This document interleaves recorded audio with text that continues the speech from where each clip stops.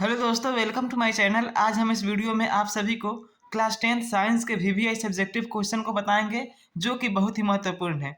इसे board exam 2025 में पूछा जा सकता है। तो चलिए वीडियो को शुरू करते हैं। हमारा पहला सब्जेक्टिव क्वेश्चन है, आयनिक यौगिकों के गलनांक उच्च क्यों होते हैं। ठीक है, आयनिक यौगिक के गलनांक उच्च क्यों होते हैं। तो सबसे पहले जानते हैं कि गलनांक क्या है। ठीक, तो देखिए, किसी पदार्थ का वह तापक्रम जिस पर पदार्थ गलना शुरू कर देता है गलनांक कहलाता है। कोई भी पदार्थ हो, ठीक है, यदि जब हम उसको गर्म करेंगे और जिस ताप पर वह गलना शुरू कर दिया तो वही उसका क्या कहलाएगा, गलनांक कहलाएगा। यदि कोई पदार्थ 100 डिग्री टेम्परेचर पर गलना शुरू कर देता है तो उसका गलनांक कितना होगा, 100 डिग्री। ठीक है, तो वही क्वेश्चन में कह रहा है कि जो आयनिक यौगिक होते हैं उनके गलनांक उच्च क्यों होते हैं। तो चलिए इसका आंसर जानते हैं। देखिए, आयनिक यौगिक ठोस अवस्था में पाए जाते हैं। आयनिक यौगिक ठोस अवस्था में पाए जाते हैं। इनमें अंतर आणविक आकर्षण बल काफ़ी मजबूत होते हैं। जो इनका अंतर आणविक आकर्षण बल है काफ़ी मजबूत होता है और अंतर आणविक आकर्षण बल को तोड़ने के लिए अधिक ऊर्जा की आवश्यकता होती है। यही कारण है कि आयनिक यौगिक के गलनांक जो है काफ़ी उच्च होते हैं। ठीक है, जैसे देखिए, जो इसका अंतरा आणविक आकर्षण बल है, अंतरा आणविक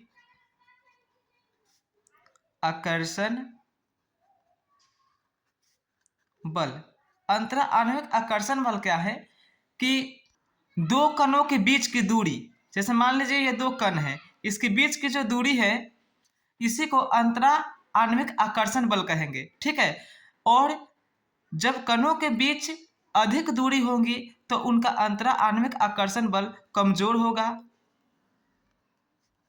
ठीक है, और यदि कणों के बीच की दूरी बहुत कम होगी तो इसका अंतरा आणविक आकर्षण बल क्या होगा, मजबूत होगा।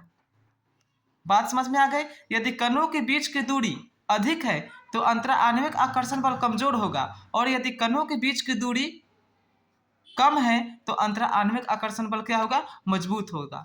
तो जो आयनिक यौगिक होते हैं, जो आयनिक यौगिक, उसके जो कण होते हैं आपस में बहुत नज़दीक नज़दीक होते हैं, उसका अंतरा आणविक आकर्षण बल काफ़ी मजबूत होता है। तो जब अंतरा आणविक आकर्षण बल ज़्यादा मजबूत है तो उसे तोड़ने के लिए अधिक ताप की जरूरत पड़ेगी। ठीक है, अब यौगिक को गलाने के लिए अधिक ताप की आवश्यकता पड़ रही है तो जो यौगिक है उसका गलनांक काफ़ी उच्च होगा। ठीक, अब चलिए दूसरा सब्जेक्टिव क्वेश्चन देखते हैं। दूसरा क्वेश्चन है, धावनिक ध्वनिक सोनोरस किसे कहते हैं। यह भी बहुत वीवीआई है। ठीक है, देखिए, जब धातु किसी कठोर सतह से टकराती है तो धातु से एक विशेष प्रकार की ध्वनि उत्पन्न होती है। ठीक है, इसे धात्विक ध्वनि कहते हैं।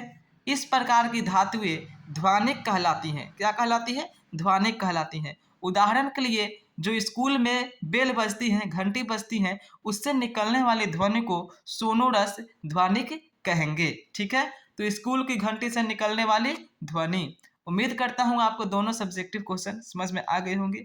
यदि एग्जाम में आ जाएगा तो आप अच्छे से लिख पाएंगे। ठीक है, यदि वीडियो अच्छी लगी हो तो चैनल को सब्सक्राइब करें। इसी तरह का वीडियो मैं इस चैनल पर बनाता हूँ। अभी क्लास 10th का एग्ज़ाम, मैट्रिक बोर्ड एग्ज़ाम होने वाला है।